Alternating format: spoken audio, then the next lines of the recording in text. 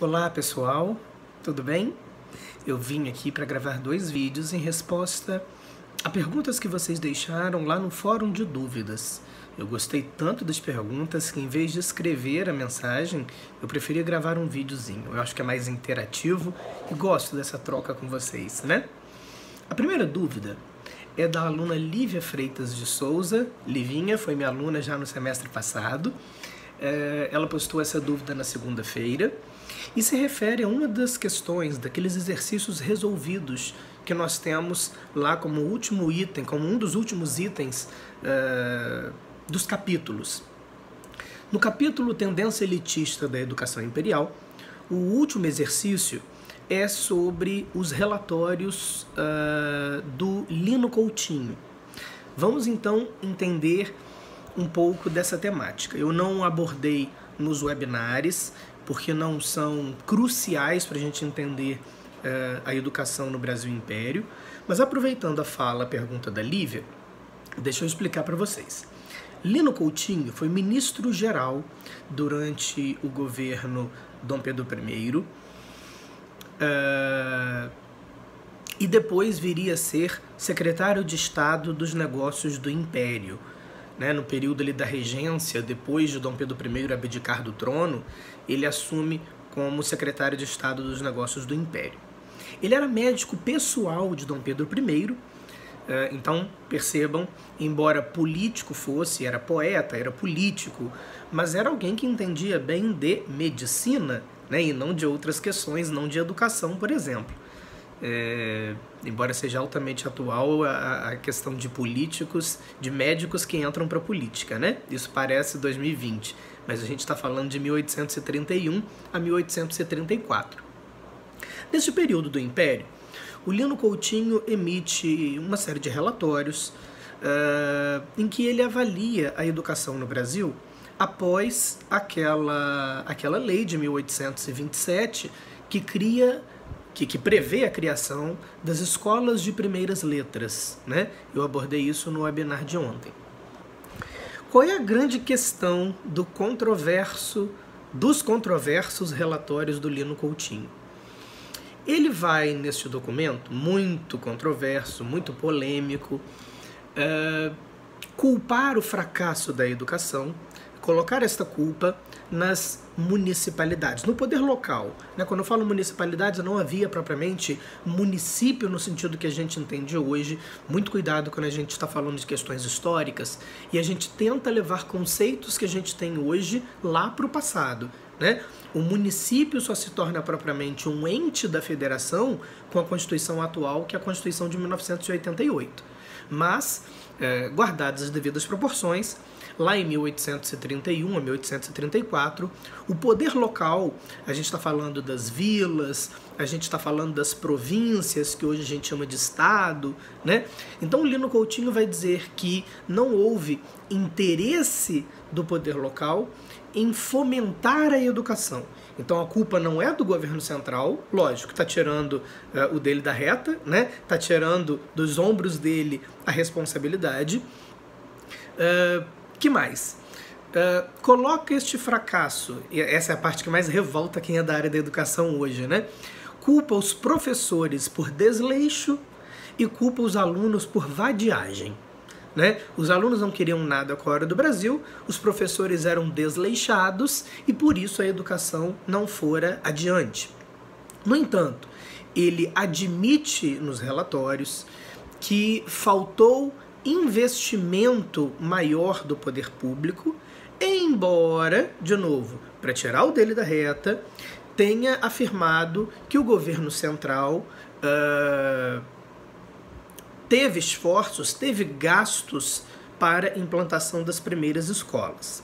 Pois bem, aí Lívia pergunta assim: este relatório era inverídico quanto à causa, certo?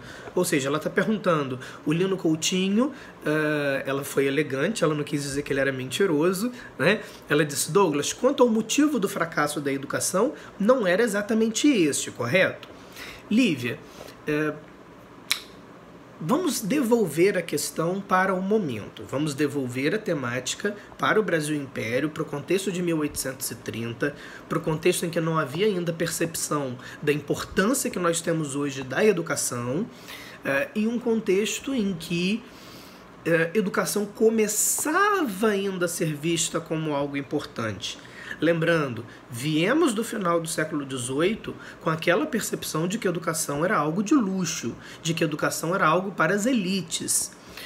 Até mesmo a percepção de que nem todos eram cidadãos, né? Até o final do Brasil Império, o escravo não era considerado sequer uma pessoa, né? A crença da época é que não tinha alma, e se não tinha alma poderia perfeitamente ser comercializado, escravizado, enfim.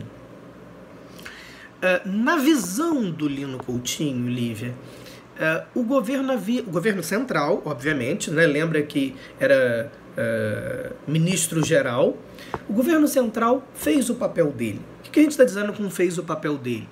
Estabeleceu que a instrução primária tinha que ser gratuita, estabeleceu que nas cidades e vilas mais populosas escolas deveriam ser criadas.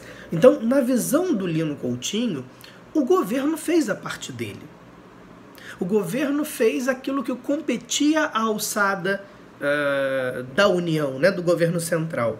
Faltou pulso, faltou vontade política, na visão do Lino Coutinho, do poder local, do poder das províncias, das municipalidades, de investir capital para que esta educação fosse adiante, né? Aí Lívia fala assim: a falta de esforços do Estado no estabelecimento e ampliação do ensino elementar fora a verdadeira causa do fracasso deste ensino, certo? Lívia, eu concordo que houve uma falta de esforços do Estado para estabelecer, para ampliar este ensino elementar.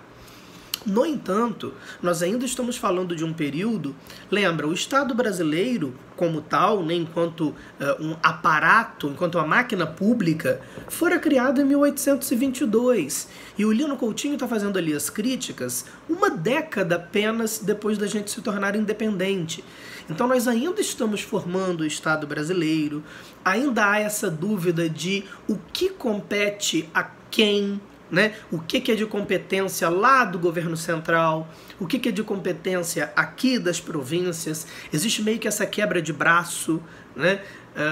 Até mesmo porque assumir determinada função pública é gastar, né, tirar dinheiro do seu orçamento. Então, nós ainda estamos ali assentando o que ficaria como responsabilidade para quem.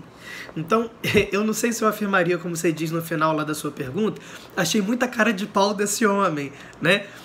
Eu concordo quando a gente se refere a colocar a culpa nos professores e nos alunos, né? Até mesmo porque o próprio Lino Coutinho, no seu relatório, reconhece a questão dos salários baixos dos professores, reconhece que faltou investimento do Estado no sentido da criação dos prédios, do fornecimento de material didático. Então, se ele mesmo reconhece isso, chamar os professores de desleixados e os alunos de vadios, eu concordo que foi muita cara de pau.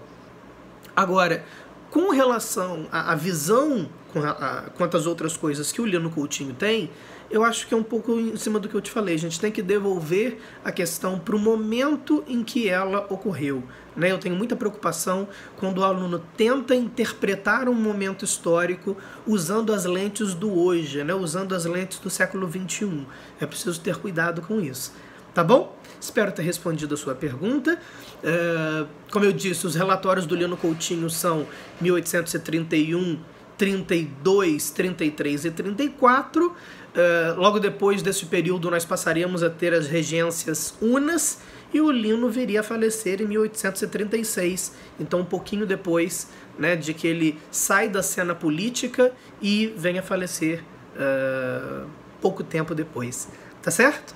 Um grande abraço, Lívia. Sempre que tiver perguntas, não deixe de colocar lá no fórum pra gente, beleza? Um beijo, fique com Deus.